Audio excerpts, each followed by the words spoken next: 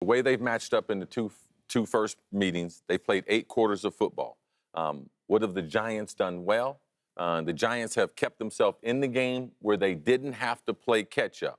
All right, the game was always, for the most part, within one score. And that's where you want to be with Dallas, because you can't score enough points against that running game, which will force you into more turnovers, especially Eli. But the number one thing is the same way that they won a couple Super Bowls, is their pass rush.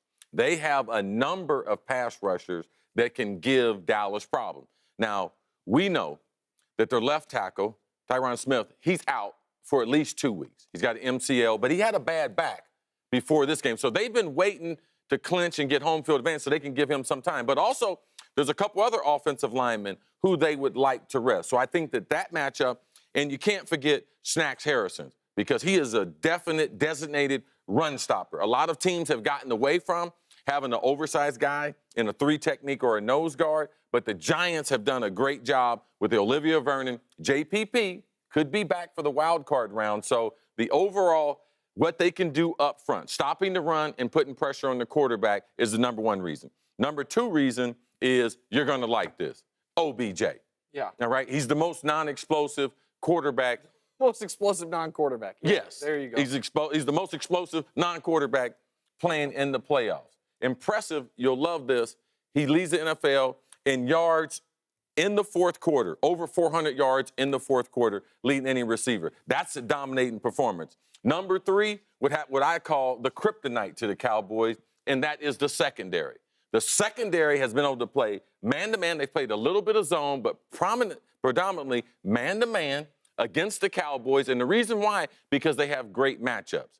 Janoris Jenkins, unbelievable talent, out of South Florida, made his way to the Giants through free agency. They paid a lot of money for him.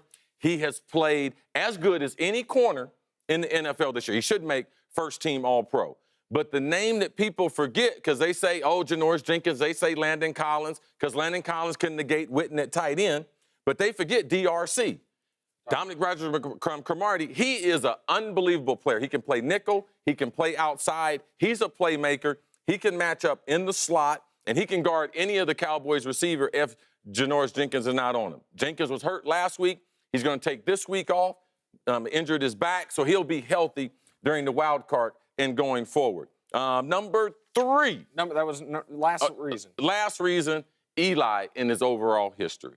All right? And that is in clutch situations, especially late in December or in January. Eli has the most unbelievable amnesia of any quarterback that we have seen in recent history, that goes from playing bad to get hot in a hurry. And he is one of the all-time streaky shooters that we've ever seen is from a quarterback. So Eli can get hot in a 3-week period, 4-week period, and still be able to carry the Giants to victory. Same recipe that they had with Tom Coughlin, but they don't have Tom Coughlin.